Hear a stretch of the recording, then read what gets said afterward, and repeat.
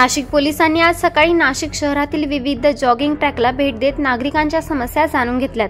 नाशिक शहरातील वाढती गुन्हेगारी रोखण्यासाठी पोलीस आयुक्तांकडून उपाययोजना केल्या जात आहेत। याचाच एक भाग म्हणून स्वतः पोलीस आयुक्त आपल्या 78 पोलीस अधिकारी आणि कर्मचाऱ्यांसह शहरातील विविध जॉगिंग ट्रॅकला भेट देत आहेत आणि नागरिकांच्या समस्या जाणून घेत आहेत। यावेळी नागरिकांनी देखील नाशिक शहरातील वाढत्या गुन्हेगारीसह पार्किंगच्या समस्या आणि विविध समस्यांचा पाढा पोलीस आयुक्तांसमोर वाचलाय।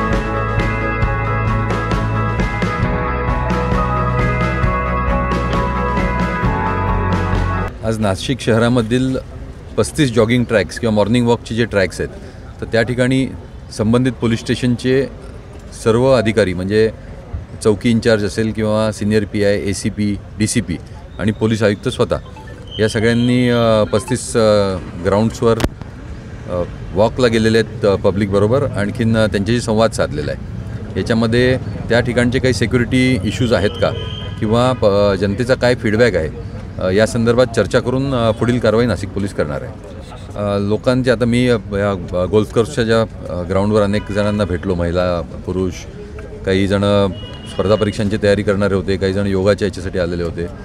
तर ह्याच्यामध्ये बेसिकली पार्किंग रिलेटेड जे इश्यूज आहेत तर त्या संदर्भात काही बोलणं झालं किंवा जे मेंटेनन्स ऑफ ग्राउंड असेल तर त्या संदर्भात काही इश्यू आहेत तर त्याच्यावर बोलणं झालं आणि इतर काही लोकांचे पर्सनल काही इश्यूज होते त्यांच्या एरियामधले, त्यांच्याबद्दल लोकांनी सांगितलं। सप्रेम मराठीसाठी प्रतिनिधी प्रेम जाधव, नाशिक।